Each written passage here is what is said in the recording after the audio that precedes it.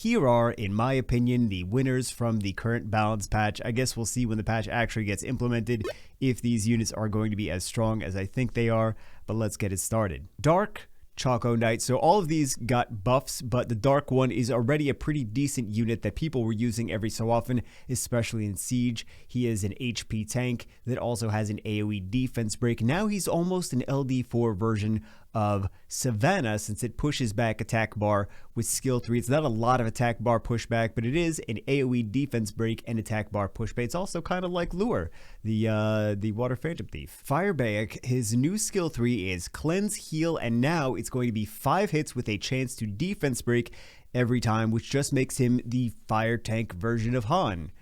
Or the fire tank version of Sophia, however you want to look at it. Han isn't bad anymore, so I think he's at least usable. You know, he'll never land his defense break, but on the off chance that he does, he will actually be useful. Wind Pudding Princess and also the Wind Pure Vanilla is the same unit, so it's now going to reflect 50% of the damage done to the shield. It's still the stipulation of the shield needing to be up first, which is the issue, but if people can find a reliable way to get the shield up before the squishy damage dealers on the enemy teams move, then those squishy damage dealers can just elite themselves. So something like Wusa with his high base speed and shields, because it's not just, if I recall correctly, because it's been a while since I used this unit, but if I recall correctly, this is any shield, not shield runes, but any shields that that your team puts up, it's still going to reflect damage. It doesn't actually need to be this unit's shield.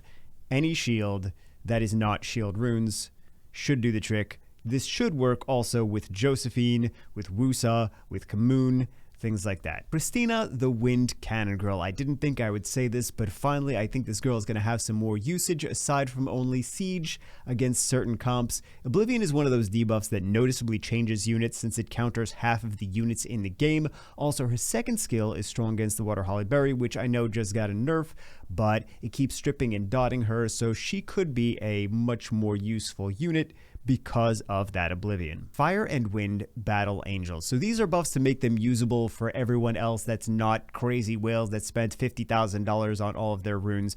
Personally, I feel that the 15 speed for the Wind one is just going to make it picked constantly in RTA, even at higher ranks.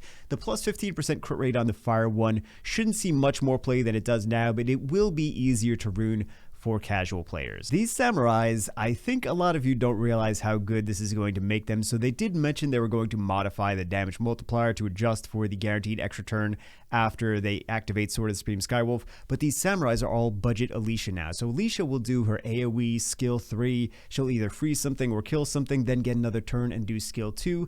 Now with the samurais, they're going to skill 3, they have a 70% chance to activate Sword of the Supreme Skywolf afterwards. If they crit, it's a 100% chance, and then they AoE nuke with Sword of Supreme Skywolf, which goes through things like Halphys, Shield, and everything else that mitigates the damage. So it's effectively budget Alicia's getting 2 turns in a row back to back now. So all the assassins get new leader skill, but Isabel gets the 19% speed lead, which means she's going to see some more Siege play at the very least, maybe some RTA play. Isabel's Swift Robo Lure could be a viable offense for 4-star Siege bases, so I do think that's going to make a noticeable difference in how much she actually gets used. And last but definitely not least, the Fire Pudding Princess in Pure Vanilla.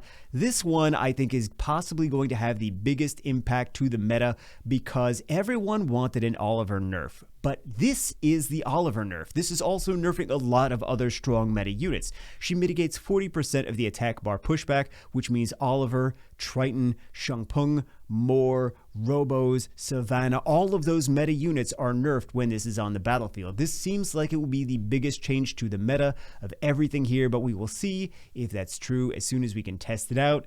And if it is going to be game-changing. Let me know what you guys think. I know I might sound crazy how much I think this Fire Pudding Princess might shake up the meta, but it just feels like there's so much right now that relies on attack gauge reduction to control the enemies that this is going to be the bane of many control players' existence. So anyway, that's it for this one. Hope you guys enjoyed it. I will see you as always in the next one.